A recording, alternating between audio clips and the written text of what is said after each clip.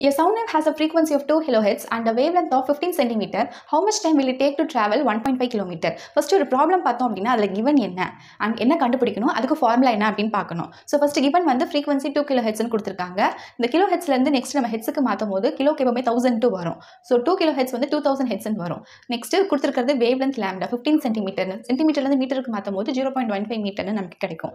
அடுத்து distance D வந்து கொடுத்துருக்காங்க 1.5 கிலோமீட்டர்னு, கிலோமீட்டர் மீட்டருக்கு மாற்றும் போது வில் கெட் 1500 மீட்டர். நெக்ஸ்ட் என்ன ஃபைண்ட் அவுட் பண்ணணும்னா டைம் எவ்வளோ எடுத்துக்குது அப்படின்னு. இது சவுண்ட் வேவ் ரிலேட்டடாக வரதுனால இதோடைய ஃபார்முலா வந்து ரெண்டு ஃபார்முலா இருக்குது. V is equal to n lambda and V is equal to distance by time அப்படின்ட்டு. ஃபர்ஸ்ட் நம்ம V என்னன்னு ஃபைண்ட் அவுட் பண்ணணும். அதுக்கப்புறம் இது தெரிஞ்சால் மட்டும்தான் இதை வச்சுட்டு நம்ம T டைம் வந்து கண்டுபிடிக்க முடியும். அதனால இதில் வந்து ஃபஸ்ட்டு சப்ஸ்டியூட் பண்ணுறோம். n வந்து 2000, லேம்டா வந்து 0.15, ரெண்டுத்தையும் மல்டிப்ளை பண்ணும்போது will get V as 300 metre per second. இதை வச்சுட்டு நெக்ஸ்ட் ஃபார்முலாவில் இந்த V சப்ஸ்டியூட் பண்ணி T வந்து கண்டுபிடிக்கிறோம். So T is equal to D by V which is equal to 1500 by V 300 is equal to 5. So T is equal to 5 second.